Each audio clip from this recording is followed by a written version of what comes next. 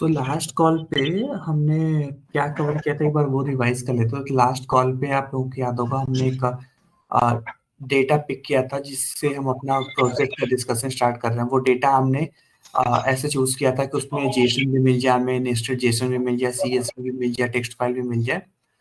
और वो डेटा मैंने शेयर भी कर दिया था प्रैक्टिस के लिए। और उससे पहले हमने क्लस्टर से स्टार्ट किया था अपना क्लास। तो क्लस्टर में हमने दो टाइप के क्लस्टर पढ़े थे। बस पढ़ा ऑल था टाइप और और जॉब। हाँ, ऑल टाइप ऑल पर्पस उसको बोलते हैं, वो हमने पढ़ा था। एक हमने पढ़ा था जॉब टाइप।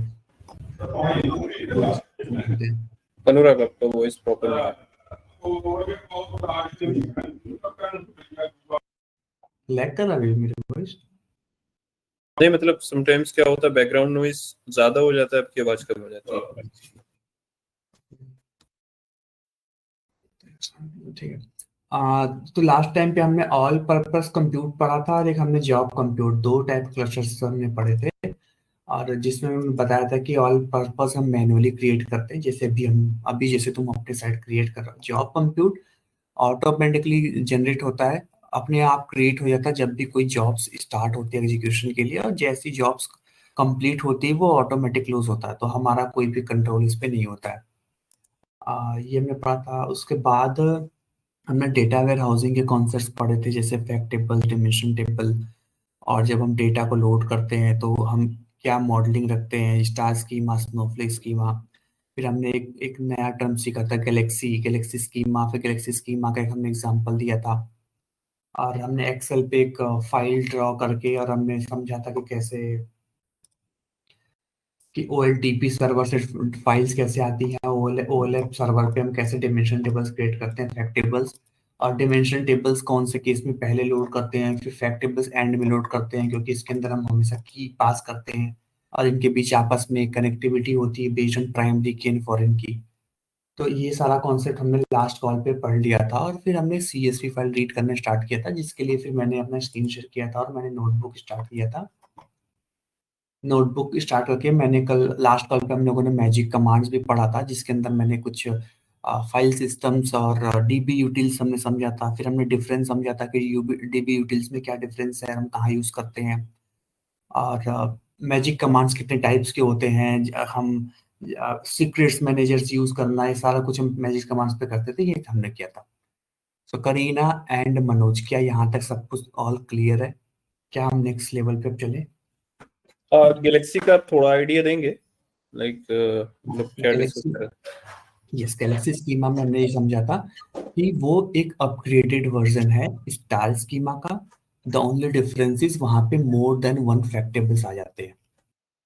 ओके, आपने एक लाइक एयर गैस एपीआई का भी शो करा था शायद, ER डायग्राम शो करा था आपने शायद। Yes correct. तो मैंने एक डायग्राम शो किया था, वो ये था स्टार स्कीमा का। यहाँ पे सिर्फ एक टेबल है, एक फैक्ट टेबल है, दैट इज हमने एक सेल्स के फैक्ट टेबल से इसको समझा था। बट एक कंपनीज के अंदर कभी एक फैक्ट टेबल होता नहीं, कंपनी के अंदर 50 फैक्ट टेबल्स होते हैं। अब हर फैक्ट टेबल जो होता है, और डायमेंशन टेबल्स हमेशा यूनिक। अब जैसे डेट के लिए तुमने कोई डायमेंशन टेबल बना लिया या फिर कस्टमर के लिए बना लिया, अब कंपनी के अंदर कस्टमर सेम ही रहने हैं, वो 50 फैक्ट टेबल्स बन जाए या 10 फैक्ट टेबल्स बने या एक फैक्ट टेबल्स बने, तो इसमें जो डायमेंशन होता है वो शेयर होते हैं अक्रॉस मल्टीपल फैक्ट टेबल्स। इस स्कीमा को हम बोलते हैं गैलेक्सी स्कीमा। अगर मैं इसके एग्जांपल से बताऊं तो ये कुछ ऐसा था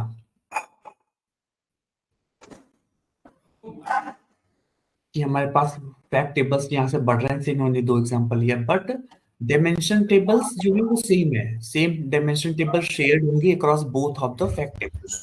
जैसे कस्टमर है, कस्टमर का डेटा यहाँ पे भी आएगा यूज, सेल्स के डेटा में भी आ रहा है कस्टमर का डेटा, हमारे मे बी फ्यूचर फोरकास्टिंग कर रहे हैं अपनी अपनी सेल्स का, तो उसके अंदर भी आएगा, उसके अंदर भी कस्टमर में रखने हैं। तो ये डिफरेंस होता है स्टार स्कीमा और गैलेक्सी स्कीमा में। और ये हमेशा आप याद रखना कि डायमेंशन टेबल्स आपस में कनेक्ट नहीं होते, ये टोटल डिफरेंट होती है, इनके बीच कोई भी कनेक्टिविटी नहीं होती है। जिसके अंदर कनेक्टिविटी होती है उनको हम क्या बोलते हैं, उनको बोलते हैं स्नोफ्लेक स्कीमा, वो स्टार स्कीमा नहीं होती है। Snowflake schema is little bit kind of complex comparison to star. That is why in most of the और वो द स्टार स्कीमा और गैलेक्सी स्कीमा भी और नॉर्मल यूज। क्यों ये आपस में कनेक्ट नहीं होती, ये हमें एग्जांपल के थ्रू बताया था कि जैसे हमारा डेट का डिमेंशंस है और कस्टमर का डिमेंशंस है, तो अब कस्टमर डिमेंशन के टेबल को इन दोनों के आपस में तुम डेट से कोई भी कनेक्टिविटी नहीं बना सकते, कोई भी ऐसा प्राइमरी की फॉरेन की का रिलेशन नहीं बनेगा। इसलिए डिमेंशन आपस में कनेक्ट नहीं होते हैं, वो सीधा कनेक्ट होते हैं कि इसकी से इस आईडी से इस आईडी से ये डेट आईडी ट्रांजेक्शन से कनेक्ट करेगा और कस्टमर आईडी से कस्टमर आईडी कनेक्ट करेगा। ये डिफरेंस था। All good now. अब आज की क्लास में अब मैं एक बार स्क्रीन शेयर करता हूँ।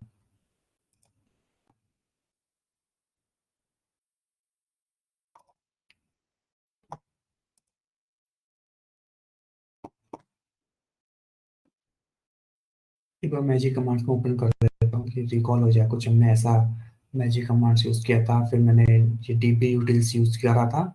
इस डीबी यूटिल्स के अंदर फिर मैंने लूप लगा के बताया था कि कैसे हम डीबी यूटिल्स को अपने मतलब फाइल ऑपरेशंस को अपने ईटीएल ऑपरेशंस के साथ मर्ज करते हैं। फिर हमने ये 4 टाइप्स के डीबी यूटिल्स पढ़ते हैं, फाइल सिस्टम, सीक्रेट मैनेजर जब हमें क्रेडेंशियल्स यूज करना हो, विजेट्स में जब हमें पैरामीटर पास करना हो आउटर एनवायरनमेंट से, नोटबुक वर्कफ्लो मींस बेसिकली एक नोटबुक के अंदर हमें दूसरी नोटबुक कॉल करनी हो या फिर मल्टीपल नोटबुक का एक चेन बनाना हो, उस केस में हम इस वाले डीबी यूटिल्स को यूज करते हैं। नई नोटबुक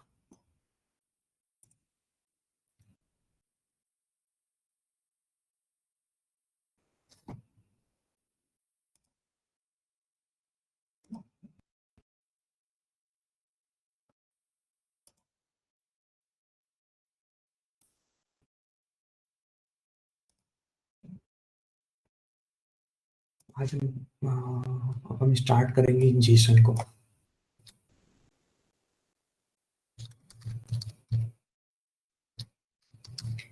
CSV क्लस्टर से कनेक्ट कर लेते हैं कि ना क्लस्टर ना जाए। नॉर्मल प्रिंट करा के चेक कर लेते हैं कि एवरीथिंग रनिंग गुड। फिर मैंने एक फाइल शेयर किया था,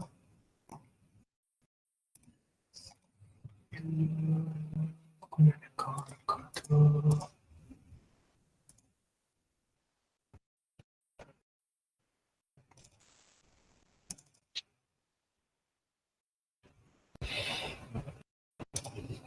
ये ना CSV फाइल को ओपन करते हैं।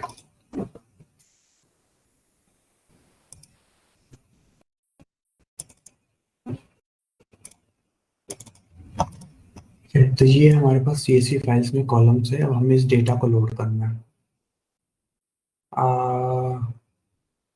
फर्स्ट अब हम ऑपरेशंस क्या करेंगे समझो। सबसे पहले हम इस डेटा को रीड करेंगे। रीड करने के बाद हमें इसका डेटा फ्रेम क्रिएट करना है। डेटा फ्रेम क्रिएट करा के और हमने जब प्रोजेक्ट डिस्कस करा था तो हमने कोई बोला था कि हम कुछ ऑडिटिंग कॉलम्स हमेशा मेंटेन करते हैं, जिसके बेस पे ये पता चलता है कि हमने फाइल्स को लोड कब करा। तो ऑडिटिंग कॉलम्स लाइक कि हमने लास्ट कब लोड किया था, लास्ट लोडेड ऑन या लास्ट मॉडिफाइड ऑन, कुछ ऐसे करके हम एक कॉलम मेंटेन कर लेते हैं like last injection date something like this. और इसलिए करते हैं कि हम जब डीबग करते हैं तो हमें पता होता है कि ये फाइल्स हमने इस पर्टिकुलर डेट को लोड करी है। और जो हमारी जॉब्स होती हैं, जो क्वालिटी कंट्रोल्स की जॉब्स होती हैं, वो इसी डेट के बेस पे पता करती है कि हमारी जॉब सक्सेसफुली रन हुई है या नहीं हुई है। अगर अगर कोई डेट मिसिंग है तो वहां से जॉब का फेल्योर आ जाता है कि ये फाइल जो लोड होनी चाहिए थी इस डेट को, वो उस पर्टिकुलर डेट को लोड नहीं हुई है। तो वो ऑडिटिंग कॉलम्स हम करेंगे। तो एक बार मैं यहाँ स्टेप्स लोड कर लेता हूँ।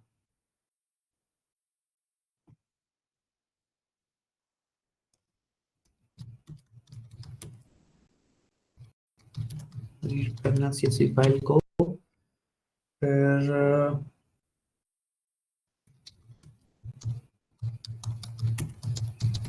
ऐड करने ऑडिटिंग कॉलम्स। नेक्स्ट, जब हम डेटा वेयरहाउसिंग का कोई भी टेबल्स बनाते हैं तो जो भी कॉलम्स हमारे CSV फाइल्स में आती है वो उस कॉलम को हम एज इट इज नहीं लोड कर लेते हैं, उनके कॉलम्स को हम रीनेम कर लेते हैं अपने टर्म में। जैसे ये कस्टम एक सर्किट आईडी, सर्किट रेफ, तो ऐसे हम नहीं करते। हमेशा हम अंडरस्कोर लगा देते हैं जो भी दो वर्ड्स को सेपरेट करते हैं। जैसे सर्किट आईडी 2 वर्ड्स है एक साथ, तो हम ऐसे यूज नहीं करेंगे, हम इसको सर्किट अंडरस्कोर आईडी कर देंगे, सर्किट अंडरस्कोर रेफ कर देंगे। नेम ठीक है, लोकेशन ठीक है, कंट्री ठीक है। लेट से नाम क्लियर नहीं हो रहा था, हम इसको क्या कर लेंगे, लेटीट्यूड, लॉन्गिट्यूड। और जो भी अननेसेसरी कॉलम्स होते हैं हम उनको कभी लोड नहीं करते हैं, जैसे कि यूआरएल, यूआरएल हमें नहीं चाहिए, हम इस यूआरएल का हम किसी भी लेवल पे एनालिसिस नहीं कर सकते अपने रिपोर्टिंग के लिए। तो ये बिना बात स्पेस लेगा, तो इसको हम यहाँ इस वाले कॉलम को हम रिमूव कर देंगे। तो ऐसा कुछ ऑपरेशंस करते हैं जब भी हम डेटा को लोड कर रहे होते हैं। तो इसके लिए हम क्या करेंगे, रीनेम कॉलम करने हैं और कुछ कॉलम्स को हमें ड्रॉप कर देना।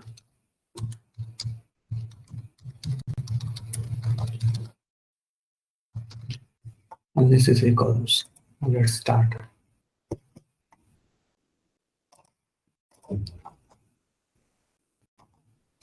सबसे पहले मैं डेटा को रीड करने के लिए क्या करता हूँ, अब हमारे लिए स्पार्क के अंदर हर कुछ का एक एपीआई अवेलेबल होता है।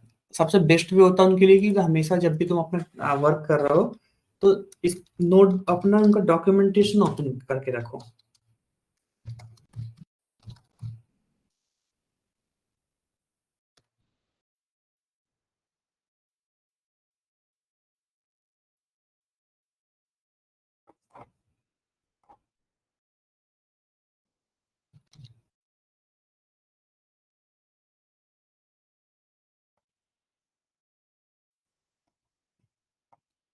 और होता है डॉक्यूमेंटेशन का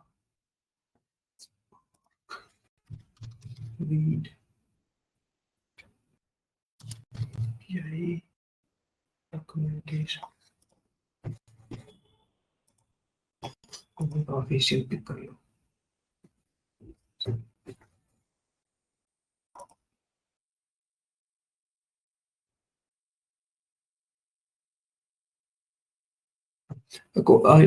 जब हम वर्क करते हैं ना तो याद रखना की कोशिश ये करते हैं कि हम ऑफिशियल डॉक्यूमेंटेशन से ही कोड पिक करते हैं, क्योंकि सब चीजें ना बार बार चेंज होती रहती है, लगातार हो सकता है कि नेक्स्ट टाइम जब पे आओ तब तक इन्होंने इस वाले एपीआई में कुछ नया ऐड कर दिया जो हम यूज कर सकते हैं, क्योंकि फील्ड्स बहुत ज्यादा चेंज होती है। तो अगर तुम चैट जीपीटी या फिर गूगल के थ्रू जाओगे तो उनका इन्वायरमेंट अलग होता है कोड बताने का, और हमारा इन्वायरमेंट बिल्कुल अलग होता है कि हम कैसे डेटा को रीड कर रहे हैं, कैसे कर रहे हैं। इसलिए कोशिश ये करना कि जब भी हम डेटा रीड करते हैं तो इनके डॉक्यूमेंटेशन पे थ्रू करते हैं। आप उनका खुद का डॉक्यूमेंटेशन ओपन करो, उसके थ्रू ही डेटा रीड करो।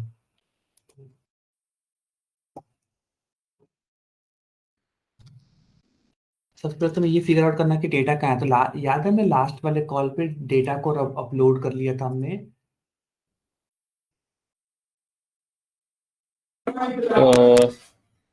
CSV फाइल थी शायद। हमने डेटा को अपलोड किया था कहाँ पे, डेटाबेस में गए थे हम, टेबल पे गए थे, यहाँ से हमने अपलोड किया था, कुछ ऐसा पाथ आया था।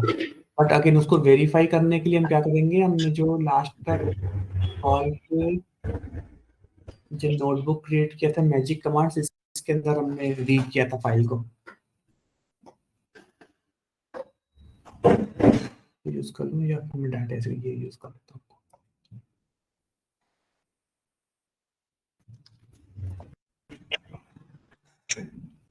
यहाँ पे सारी फाइल्स, अब हमें रीड करना है सर्किट ऑफ सीएसवी को।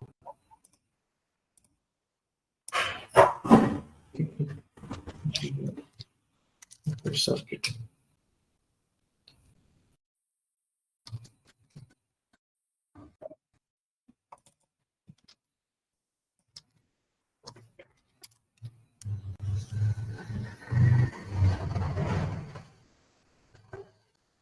path.read.csv देते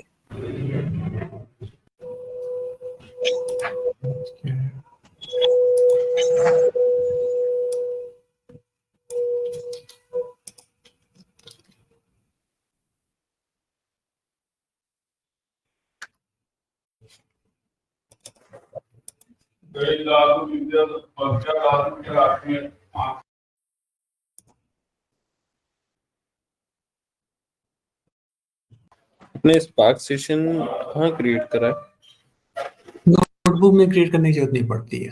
जब आप प्रॉपर प्रोग्राम लिखो और जार फाइल बिल्ड करके जब हम एग्जीक्यूट करें तब हमें जरूरत पड़ती है नोटबुक, क्योंकि ये बना ही नोटबुक बेसिस इस बात रन करने के लिए। बाय डिफॉल्ट ये सब स्टार्ट रहता है। बट हाँ ये है कि कुछ फंक्शंस जो हमें रीड करनी पड़ती हैं उनको हमें इंपोर्ट करना पड़ता है हमें इसमें। जैसे कोई कॉलम लेवल का ऑपरेशन बहुत बार कुछ करना पड़ता तो ऑलरेडी इंपोर्टेड नहीं होते, उनको हम इंपोर्ट कर लेते हैं बस, नॉर्मली रहता ही है। ऐसे करके मैं फाइल रेड की, जब मैंने फाइल को डिस्प्ले कराया या फिर तुम या तो डैश शो करा लो, दो वे होते हैं डेटा को समझने का, या तो df डॉट शो कर लो या फिर डिस्प्ले करा लो, दोनों वक्त से तुम डेटा को रीड कर सकते हो। जब मैंने डिस्प्ले करा तो मैंने देखा कि जो कॉलम्स का नेम आया है वो यहाँ पे करेक्ट प्रिंट वर्क नहीं करेगा पाइथन का ना? नहीं, यहाँ पे प्रिंट नहीं करता।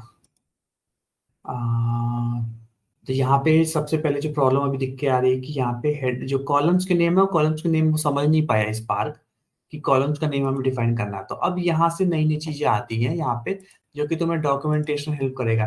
कि हम डॉट ऑप्शंस को यूज कर करके डॉट ऑप्शंस को यूज करके हम जो भी ज्यादा इंफॉर्मेशन देनी पड़ती है वो हम हमेशा डॉट ऑप्शन से करते हैं। अब जैसे मुझे इसको डिफाइन करना है कि तुम्हें हेडर हेडर हमारे पास फाइल में ऑलरेडी है, तो मैं क्या करूंगा, बस यहाँ पे कॉमा लगाया मैंने,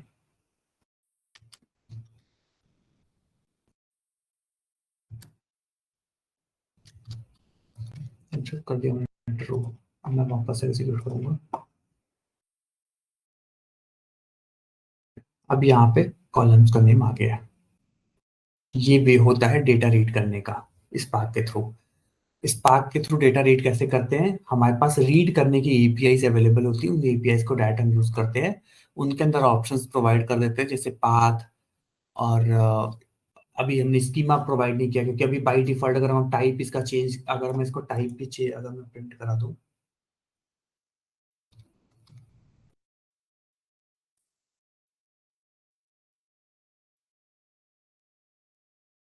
ये तो डेटा फ्रेम इसका, अगर मैं इसका डेटा टाइप अगर मैं प्रिंट कराऊंगा अभी, तो डेटा टाइप में अभी डिस्क्राइब आता है शायद। हाँ सबका टेक्स्ट टेक्स्ट सही आएगा, क्योंकि एक्सेस से डेटा रीड हो रहा है तो सीएसवी के अंदर सब स्ट्रिंग फॉर्मेट ही होता है।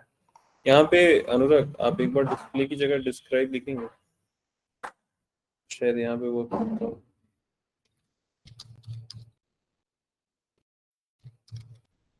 नहीं डिस्क्राइब ऐसे नहीं चलता है इसमें। अच्छा वो पांडास में ही है सिर्फ। हाँ होगा, इसमें हेल्प हो करेगा ना, शो डेटा में टाइप आएगा इसमें। शायद। रुको रुको मैं बताता हूँ डेटा टाइप।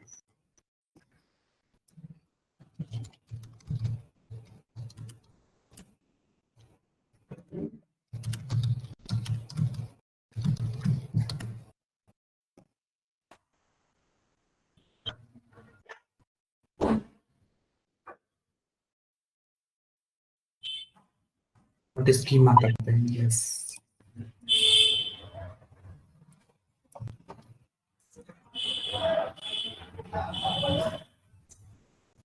इसको सेपरेट कर देता हूँ।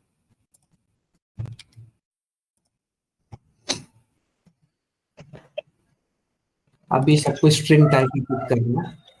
और इससे आता है ना कि जब स्पार्क का जो डेटा टाइप्स होते हैं वो एक बार गो थ्रू कर लेना, क्योंकि बहुत बार पूछते हैं कि स्पार्क के डेटा टाइप्स बता दो कौन कौन सा तुमने यूज किया है, क्योंकि है तो ऑलमोस्ट सब में सेम कि इसमें भी string, integer, decimal, date, time stamp, ये सब वही चलता है। बट इसके टर्मिनोलॉजी चेंज होते हैं, जैसे इसमें आता है स्ट्रिंग टाइप, तो इंटरव्यूज में ना कई बार वो पूछ देते हैं कि तुमने क्या यूज किया था, डायरेक्ट स्ट्रिंग बोलोगे तुम कर जाएगा, तुम्हें याद नहीं है तो याद करना कि हमने स्ट्रिंग टाइप यूज किया था इसमें। और time stamp, current time stamp, ऐसे कर करके इसका होता है, थोड़ा डिफरेंट होता है। वेरिएंट, जैसे स्नोफ्लेक के अंदर वेरिएंट डेटा टाइप आता है, जैसे जेसन फॉर्मेट रखना है, तो हर की अपनी स्पेसिफिक टर्मिनोलॉजीज होती है। वो एक बार गो थ्रू कर लेंगे, मैं भी बता दूंगा कि ये भी स्कीम आ रहा है, but this scheme is not कर, क्योंकि सबका ही स्ट्रिंग डेटा टाइप आ रहा है। तो अब हमें क्या करना पड़ेगा,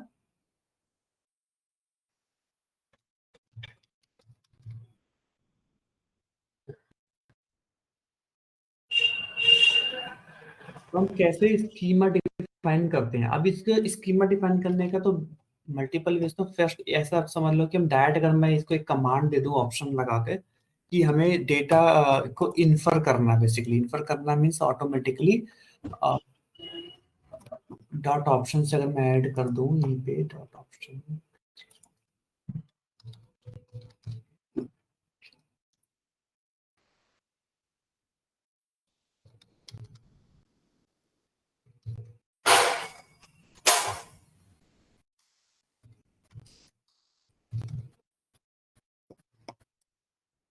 ये इन्फर स्कीमा क्या होता है? इन्फर स्कीमा क्या करता है, अभी मैं तुम दिखाऊंगा। इसके अंदर दो जॉब्स एग्जीक्यूट होंगी, मैं अभी बताता हूँ। इन्फर स्कीमा क्या करता है, नेम तो लग रहा है कि ये डेट इन स्कीमा को इन्फोर्स कर देता है, बट कैसे इन्फोर्स करेगा, ये हर कॉलम्स के अंदर जाके उनकी रिकॉर्ड्स चेक करता है कि ये इंटीजर है, तो ये automatically integer data type enforce कर देगा पहले कॉलम पे। यहाँ पे स्ट्रिंग है, यहाँ पे डेसिमल आ रहा है, यहाँ पे यूआरएल है, तो स्ट्रिंग में ही आएगा। तो जो भी होता है ना, वो उसको बेसिकली इन्फोर्स कर देता है स्कीमा। मतलब सबको स्ट्रिंग बना देते हैं ऐसा? नहीं नहीं, इसकी सबको स्ट्रिंग नहीं बनाएगा ना। पहला पहला जैसे कॉलम है आईडी है, आईडी कॉलम में 1 2 3 आ रहा है, तो इसको इंटीजर टाइप में बनाएगा ये। ओके, उसका डेटा टाइप शो करेगा ऐसा? हाँ मतलब फॉर एग्जांपल इनकंसिस्टेंट डेटा है कहीं पे, अगर फॉर एग्जांपल डेसिमल है तो वो सबको डेसिमल कर देगा ऐसा? हाँ। कि और अब कुछ है? जैसे पहला कॉलम था, नहीं ऐसा नहीं करता। देखो अब मैं बताता हूँ, इसके अंदर एक नई जॉब बनाता है। अभी तक अगर मैंने कहीं पे एग्जीक्यूट किया था तो एक जॉब चला था, ये मैंने डिस्प्ले कराया है, नहीं तो नॉर्मली एक जॉब चलता है। अब क्या करेगा, ये पहले जॉब से तो डेटा को रीड कर रहा है, इसने डेटा फ्रेम बनाया। फिर क्या किया, इन्फर स्कीमा क्या करता है, वो इन्फर स्कीमा इसके अंदर जाके डेटा को रीड करता है, पूरा समझेगा कि इस डेटा के अंदर क्या टाइप का डेटा रखा है। 1 2 3 है, इसने देखा कि ये इंटीजर है, इंटीजर है, तो इसने ऑटोमेटिकली सर्किट आईडी को इंटीजर डेटा टाइप इसने यहाँ पे असाइन कर दिया। और जहां पे स्ट्रिंग है वहां पे इसने कर दिया स्ट्रिंग डेटा टाइप। ठीक है, यहाँ पे स्ट्रिंग डेटा टाइप कर दिया। और जहां पे कोई, यहाँ पे लेटीट्यूड लॉन्गिट्यूड में काइंड ऑफ डेसिमल है ना, यहाँ पे पॉइंट के साथ आ रहा है ये, हाँ तो हाँ। इसको इसने क्या कर दिया, इसने इसको डबल डेटा टाइप कर दिया, डबल टाइप कर दिया इसने ना लैटिट्यूड लॉन्गिट्यूड को। तो ये वे होता है स्कीमा डिफाइन करने का। बट जो इन्फर स्कीमा होता है ये रिकमेंडेड नहीं होता है on our production system, because ये डेटा को पीछे बेसिकली पूरा डेटा को रीड करके उसको समझना पड़ता है कि क्या डेटा है। तो जब अभी तो हमारी फाइल छोटी थी तो इसने तुरंत कर दिया। जब फाइल्स बड़ी आती है, मान लो कि 1 टेराबाइट की फाइल आ गई या 10 टेराबाइट की फाइल आ गई, तो उस केस में ये ऑपरेशन बहुत ही हैवी ऑपरेशन में कन्वर्ट हो जाएगा, क्योंकि उसको एक एक डेटा रीड करना पड़ेगा, तब उसके बेस पे उसको स्कीमा को इन्फोर्स करना पड़ेगा।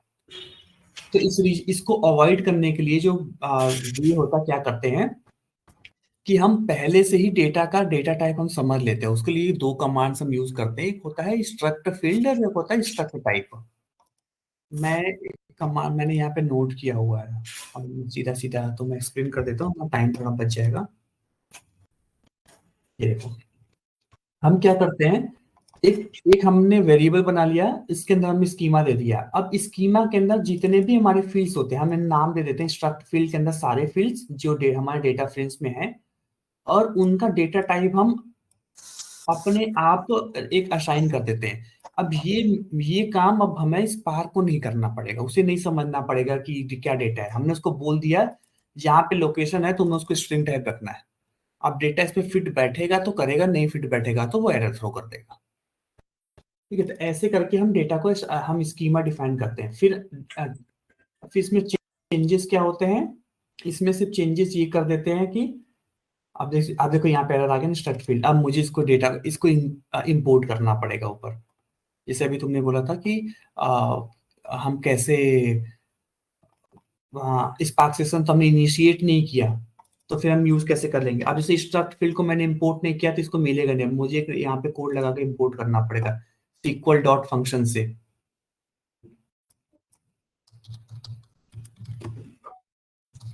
With spark dot SQL dot function, तो इनकी एपीआई, ये सारे एपीआई के नेम होते हैं। इसको यूज करके हमें इन दोनों को इंपोर्ट करना पड़ेगा, स्ट्रक्ट फील्ड को और टाइप को। इसके लिए कमांड्स क्या होता है,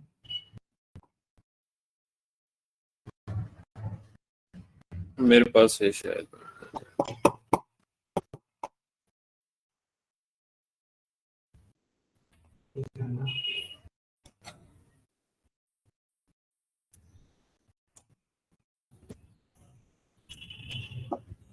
पूरे कर लूंगा।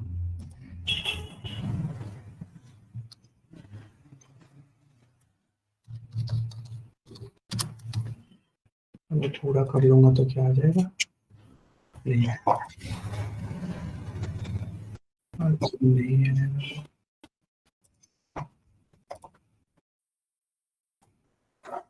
क्यों नहीं आएगा? क्योंकि ये पाई स्पार्क, हाँ मुझे ये मैं चैट में सेंड कर देता हूँ।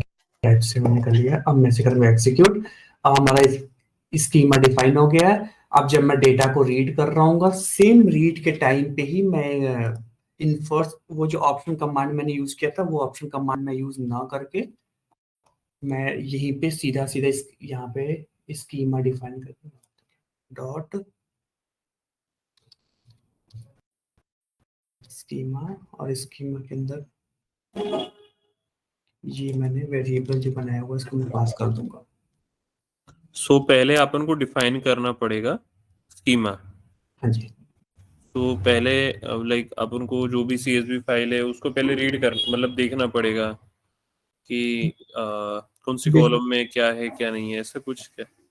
बिजनेस से हमें मिल जाता है, वो हमें टेंशन नहीं लेना पड़ता। एक्चुअली क्या होता है, जब हमारे पास रिक्वायरमेंट्स आती है ना, तो जो बिजनेस एनालिसिस हो, जो बेसिकली जो बिजनेस रिक्वायरमेंट डॉक्यूमेंट्स आती हैं, उसमें ये सब चीजें मेंशन होती है कि हम क्या डेटा रख रहे हैं, कहाँ पे रख रहे हैं, किस फॉर्मेट पे रख रहे हैं। नहीं होता है तो फिर हाँ, फिर तो हमें मैनुअली या तो हम खुद रीच आउट कर लें, या फिर हम सोर्स को क्वेरी कर लें, डिस्टिंक्ट रिकॉर्ड से पिक कर लें, या फिर सोर्स अगर मान लो कोई डेटाबेस है सोर्स में, तो डेटाबेस है तो डायरेक्ट हम उसका डेटा टाइप ही चेक कर लेते हैं, उसका टेबल का प्रॉपर्टीज चेक करके। तो मल्टीपल वेज होते हैं इनको फिगर आउट करने का, but most of the cases हमारे पास डिफाइन होते हैं। ये हमें लिखने का वे होता है कि सर्किट्स डॉट अंडरस्कोर डीएफ, ये समझ नहीं आया मेरे को, ये कैसे लिखा आपने? ये जो ऊपर वाला कमांड है ना? हाँ हाँ, ये लिखने का वे होता है। ये वे होता है कि हम दो फंक्शंस यूज करते हैं, स्ट्रक्ट टाइप के अंदर डिफाइंस करते हैं कि हमें क्या स्ट्रक्ट करना है, हम स्ट्रक्चर क्या स्ट्रक्ट कर रहे हैं, तो इसको बताते हैं कि हमें फील्ड स्ट्रक्ट करना है। तो हर फील्ड का नेम देना है, ये वही नेम है कॉलम नेम जो हमारे पास सीएसवी फाइल्स में आ रहा है, उनका नेम देते हैं, उनको बोलते हैं कि इसको स्ट्रक्ट कर दो काइंड ऑफ इंटीजर टाइप। वो और ये लास्ट में तो फॉल्स है ना? हाँ, इसमें फॉल्स। integer। फॉल्स ट्रू मतलब कैसे हमें पता लगेगा इसमें फॉल्स डालना है ट्रू डालना है, ये क्या है? ये डिपेंड करता है कि हमें क्या वैल्यूज रखनी है। कुछ कॉलम्स जो होते हैं वो नलेबल अलाउ करते हैं, कुछ में नल नहीं होता अलाउड। तो ये जो फॉल्स ट्रू होता है वो डिपेंड्स करता है कि हमें क्या नल रखना है, क्या नहीं रखना है। और सर्किट आईडी है वो कभी नल नहीं हो सकता, तो उसमें फॉल्स आएगा। फॉल्स रीजन रखा है क्योंकि हमें यहाँ पे नल अलाउ नहीं करना ना, तो इसलिए मैंने फॉल्स कर दिया कि इसको अलाउ भी मत करो नल को। चाहिए नल अगर तो ये वैल्यूज। ट्रू एंड फॉल्स नल के वैल्यू पे, जैसे हमारा सीक्वल में होता है ना, नल नॉट नल हम लोग उसमें लिखते हैं। सेम चीज है, बट इसमें ट्रू फॉल्स हम इसको आइडेंटिफाई करते हैं। अगर मान लो मैं इसको ट्रू कर दूंगा, और जैसे मैंने इसको ट्रू कर दिया फॉर एग्जांपल, और अब मैंने इसको एग्जीक्यूट किया, मैंने वापस इसको एग्जीक्यूट किया,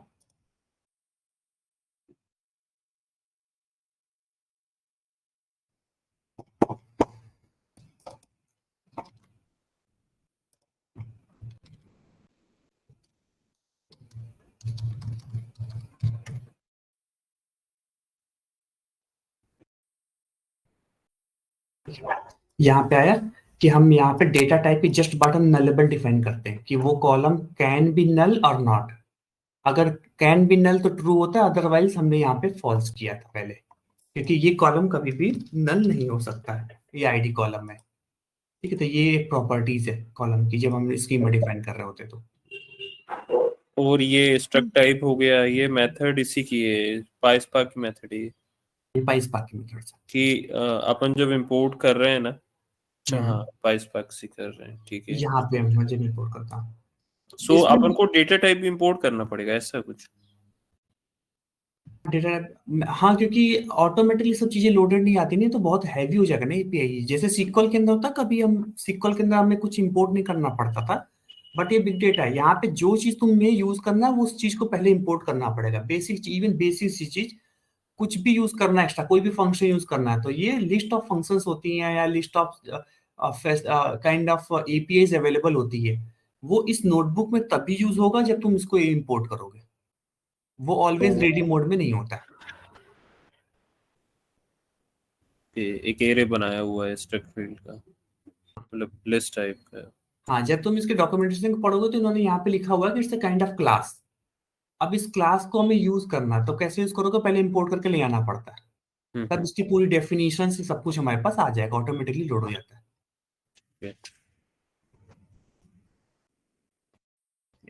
तो ये हमने ऐसे करके स्कीमा डिफाइन कर दिया और हमने डेटा को रीड कर लिया।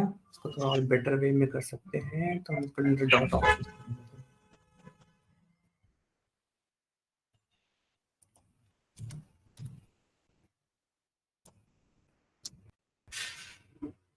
अच्छा स्लैश जो है ना हमारे लिए एकदम न्यू है, जो आपने ये कमांड्स एंड ऑल लिखा है ना, सर्किट अंडरस्कोर डीएफ, तो थोड़ा मतलब एक्सप्लेन भी कर दिया ये सब, क्योंकि आता हमें नहीं, जब हम कोई भी डेटा फ्रेम, जैसे पाइथन तुमने पढ़ा होगा ना, जब पाइथन के अंदर कोई भी चीज आप डिक्लेयर करते हैं या फिर कुछ भी डेटा लोड करते हैं, कुछ भी एक हमें वेरिएबल का नेम देना पड़ता है। सेम चीज यहाँ पे है, बट अगर हम जैसे डेटा को रीड कर रहे हैं सर्किट फाइल्स को, .csv फाइल्स को, तो वो हमें कहीं स्टोर करना पड़ेगा। तो इसके अंदर हम वो से क्रिएट करते हैं डेटा फ्रेम, तो वो डेटा फ्रेम का नेम देना पड़ेगा, इसलिए हम इसका नेम देके अंडरस्कोर डीएफ लगा देते हैं कि ये हमें नोन रहे कि हमने डेटा फ्रेम्स क्रिएट करा है।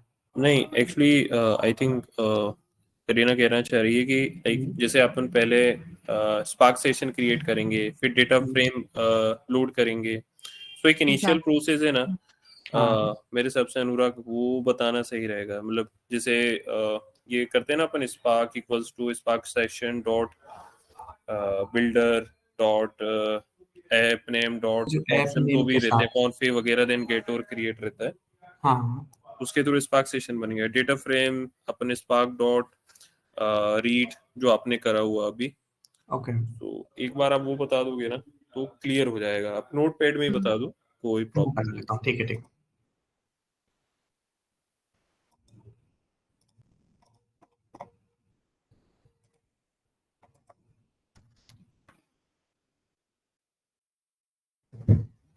स्पार्क की जो स्पार्क या का जो जो एंट्री पॉइंट होता है, वो एंट्री पॉइंट होता है किसी भी स्पार्क एप्लीकेशन का, उसका सेशन। पहले उसको बोलते थे स्पार्क कंटेक्स्ट बोलते थे, और अभी उसको सब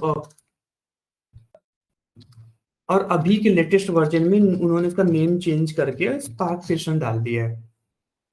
स्पार्क सेशन डाल दिया क्योंकि स्पार्क सेशन जो होता है वो कंप्लीट कॉम्बिनेशन है हर एपीआईज का जो हम स्पार्क के अंदर यूज करेंगे। तो जब भी जैसे तुम लोगों ने पाइथन का प्रोग्राम लिखा होगा, जब पाइथन का प्रोग्राम हम लिखते थे तो पीछे क्या होता था, एक ड्राइवर चलता था। ड्राइवर से पता चलता था कि हमें मेन ऐप में जाना है, मेन ऐप के अंदर फिर वो एक एक करके वो लाइन से रीड करना है, पहली लाइन प्रोग्राम की क्या रीड होनी है, वो सब कुछ चीजें डिफाइंस होती थी। सेम काम हमारे स्पार्क के अंदर भी होता है। स्पार्क के अंदर भी हमारे ड्राइवर प्रोग्राम होता है, like SQL, like python, every language. Driver program सबसे पहले जाके ढूंढता है स्पार्क सेशन को, स्पार्क सेशन कहाँ पे इनिशिएट हो रहा है। और ये स्पार्क सेशन नॉर्मली कहाँ मिलता है, वो हमारे मिलता है मेन एप्लीकेशंस में। अगर जब हम स्पार्क के आर्किटेक्चर को समझेंगे, जब हम कोड लिखने का आर्किटेक्चर समझेंगे, तो हमेशा सबसे पहले मेन ऐप बनाते हैं। मेन ऐप के अंदर जाके फिर हम उसके क्लासेस और मेथड्स बनाते हैं। क्लास जैसे कि मल्टीपल टाइप से क्लास बनाते हैं। जैसे फॉर एग्जांपल हमें ETL ऑपरेशन है, सबसे पहले हमें सोर्स को रीड करना पड़ेगा, तो हमने एक सोर्स लोडर करके क्लास बना लिया। फिर हमने ट्रांसफॉर्मेशन का एक क्लास बना लिया। ट्रांसफॉर्मेशन क्लास बना के फिर हमने राइट डेटा को, तो हमने उसको सिंक राइटर बना लिया। एक सिंक राइटर से हम डेटा को राइट करते हैं। तो ये multiple kind of class, in classes के अंदर अपने अपने मेथड्स हो जाते हैं, अपने अपने मेथड्स जो बन जाते हैं। That is different. So basically in ऐसे समझो कि हर क्लास को होते हैं, हर क्लास की जो कोडिंग्स होती है वो मेन ऐप के अंदर आके हम मर्ज कर देते हैं, और मेन ऐप के अंदर ही हम स्पार्क सेशन को इनिशिएट कर देते हैं। तो मतलब मेन ऐप फोल्डर रहेगा या क्लास रहेगी, पेरेंट क्लास रहेगी? ये है पेरेंट क्लास, यहीं पे हम स्पार्क से, हाँ। और जब स्पार्क स्टार्ट होता है ना, वो ढूंढता ही जाके मेन ऐप है कि मेन ऐप कहाँ पे है। जस्ट लाइक अनुराग, जैसे एक्सेप्शन, मुझे एक खुद की एक्सेप्शन बनानी है, तो मैंने एक है ना .py करके एक मैंने अपना बनाया एंड उसमें मैंने एक्सेप्शन क्लासेस बना दी बहुत सारी। हाँ सो मेन ऐप जो है वो क्लास है, वो मेन क्लास है, और उसके अंदर चाइल्ड क्लासेस में जो आप बता रहे हो हाँ मल्टीप्लस क्लासेस जैसे source loaded source transforms. Loader, yes yes, ये होते हैं काइंड ऑफ थिंग, चाइल्ड कर सकते हो या फिर ऐसे कह सकते हो कि इनको हम डिफरेंट बना के और मेन ऐप के अंदर हम इसको सीधा सीधा इंपोर्ट कर लेते हैं। नहीं, जैसे फॉर एग्जांपल अगर अलग अलग करेंगे, सो जैसे अभी मैं फुल स्टैक में हूँ, तो मैं क्या करता हूँ, एक्सेप्शन जो है वो अलग अलग ही बनाता हूँ। मेरे पे एक्सेप्शन अलग करनी है, कैसे एक्सेप्शन अलग करनी है। हम्म पर मैंने अब समझ में नहीं आ रहा, वो पेरेंट क्लास है, फोल्डर मतलब एक फोल्डर है वो मैंने, जिसमें वो इंपोर्ट करके पूरी चीजें लेके आ जाएगा। अ, ठीक है, अब कंटिन्यू। मैं ऐसे समझाता हूँ, रुको मैं थोड़ा इजी और इजी वे में जाता हूँ।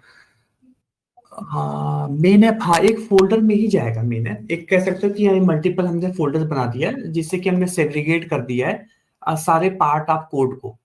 फिर एक फोल्डर होगा मेन ऐप, उस फोल्डर के अंदर बाकी की जो सारे फोल्डर्स होते हैं ना, हम उनको इंपोर्ट कर लेते हैं। ठीक है। क्योंकि ये बेसिकली कह सकते हैं ये पेरेंट है, ये चाइल्ड्स है। पेरेंट्स के अंदर हम कंप्लीट कोडिंग करते हैं और इनके जो ऊप्स का कॉन्सेप्ट नहीं होता, जो हम हाँ। ऊप्स के हम बनाते हैं कि अपने कोड्स को स्मॉल स्मॉल पार्ट्स में ब्रेक करके डिफरेंट डिफरेंट लोकेशन पर लेते हैं ताकि कोड बार बार यूजेबल हो पाए। ठीक है, ये कॉन्सेप्ट है। अब इससे एडवांटेज क्या मिलेगा कि मान लो तुम्हें 20 टेबल यूज करना है, 20 टेबल रीड करना है। अब सोर्स लोडर के अंदर सिर्फ एक ही तुम मेथड बनाओगे, सिर्फ एक मेथड को यूज करके तुमने 20 टेबल को यूज कर लिया बहुत इजीली। तो तुम्हारे नंबर ऑफ लाइंस के जो कोड्स होंगे वो डिक्रीज हो जाते हैं और हम उसको डायरेक्ट इंपोर्ट कर लेते हैं मेन ऐप में। तो अब मेन ऐप में एक लाइन बनेगा सिर्फ सोर्स लोडर का, बट सोर्स लोडर के अंदर कंप्लीट लॉजिक चल रहा होता है जिसके थ्रू हम 20 टेबल्स को रीड कर रहे होंगे। ठीक है, तो ये हो गया पेरेंट, ये हो गया उनके चाइल्ड्स। अब ये स्पार्क सेशन हो गया। स्पार्क सेशन इनिशिएट होगा, जैसे स्पार्क सेशन इनिशिएट होता है तो हमें कुछ बेसिक से कमांड्स उनको नेम देना पड़ता है कि एप्लीकेशन का नेम क्या है। जैसे अभी तुमने बताया कि स्पार्क डॉट क्रिएट और करके के कुछ commands. Builder dot app name. हाँ डॉट ऐप नेम करके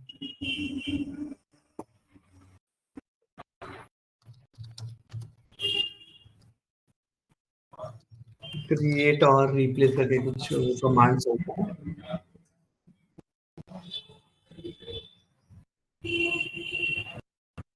मैंने गलती की, मैं एक स्लाइड बना लेता ना, इसको समझा देता और अच्छे से।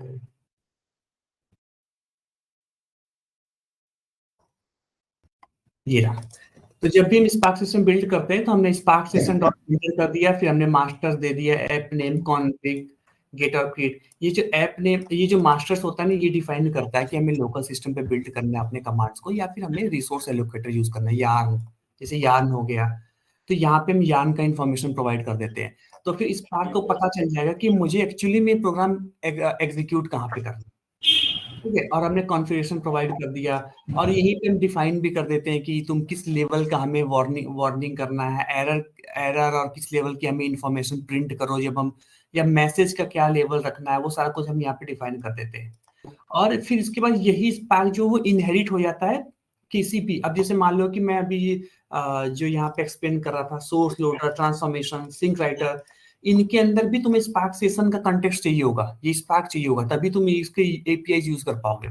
अब सोर्स लोडर के अंदर तुम्हें स्पार्क की रीड एपीआई यूज करनी है।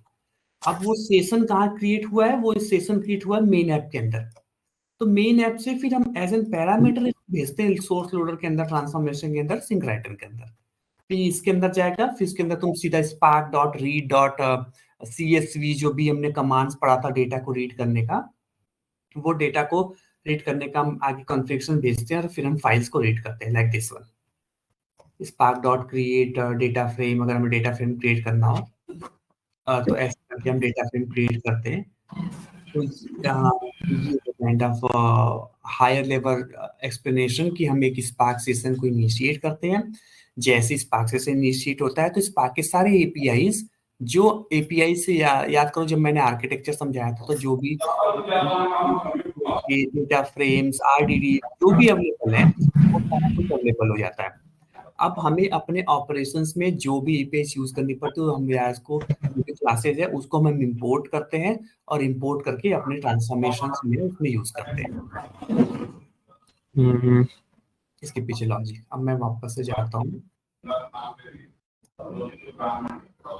अब spark.read वही एक एपीआई है। अब इसके अंदर क्लासेस मैंने इंपोर्ट कर लिया। इंपोर्ट करके अब मैं इसको डॉट ऑप्शन से और बेटर कर देता हूं।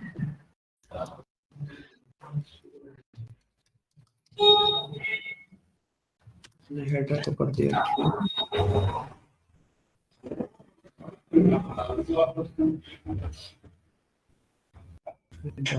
स्कीमा कर दिया। ये अभी ये ऑप्शन में हटा सकता हूँ इसको।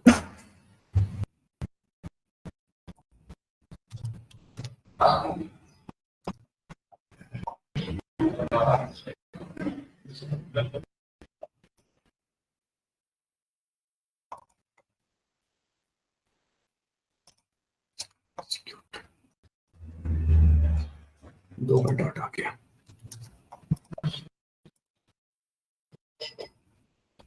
ऐसे हम फाइल्स को रीड कर लेते हैं। फाइल हमने रीड कर लिया। फिर हमारा जो नेक्स्ट ऑपरेशन था वो ये था, हमने सीएसवी फाइल फिर हमें कुछ ऑडिटिंग कॉलम्स ऐड करते हैं। अब ऑडिटिंग कॉलम आज के लिए इतना ही रखें क्या? एक्चुअली मेरा ऑफिस का टाइम भी हो गया। अच्छा ठीक है चलो मैं नोट शेयर कर देता हूँ और फिर नेक्स्ट कॉल पे फिर इसको कंटिन्यू करते हैं। अभी हमें डेटा ऑडिटिंग कॉलम्स ऐड करना, रीनेम करना है, फिर ड्रॉप करना है। थोड़ा पहले अवेलेबल हो सकते हो क्या? क्योंकि एक दो क्लास हमें खींचना पड़ेगा, नहीं तो फिर बहुत इश्यू हो जाएंगे। पता कर पा रहे हैं या फिर मैं ये करूँ कि सब कुछ मैं ऑलरेडी रेडी रखूँ, फिर मैं टाइप करने का मेरा टाइम बच जाएगा। नहीं आएगा वो मैं नहीं चाह रहा था एक्चुअली। मैं सब कुछ पहले से रेडी रखूँ, एटलीस्ट जैसे रन टाइम पे एरर आता है तो पता तो चलता है कि हम कुछ गलत सही है वो, पर तो प्रैक्टिस होता है। कोशिश या ये तो करो फिर अनुराग नाइट का टाइम रहता है, रात का, मतलब अगर आपके पास टाइम हो तो अपन उस टाइम पे स्ट्रेच कर सकते हैं। मॉर्निंग में क्या रहता है ना, हाँ उठना है वो फिर ऑफिस ही जाने का एक रहता है, पर बहुत टफ हो जाता है सुबह उठना। पर ऐसा नहीं है, 9 बजे भी कर सकते हैं, ऐसा कुछ नहीं है। पर 1.5 घंटे में भी मुझे नहीं लगता कि अपन कंक्लूड कर पाएंगे। 15-20 मिनट पहले ट्राई कर लो एक बार, ज्यादा नहीं। और जैसे देखो मैं बताता हूँ ना क्यों मैं कह रहा हूँ, सिर्फ 3-4 क्लास में जब हम प्रैक्टिकल के ठीक ठाक लेवल पे आ जाएंगे ना, फिर 1 घंटा बहुत है। क्योंकि फिर जब हम कंपोनेंट्स पढ़ने लगेंगे AWS के, वहां पे बहुत ज्यादा टाइम नहीं लगेगा। टाइम सिर्फ यही लग रहा है जब हम सामने सामने कोडिंग कर रहे हैं।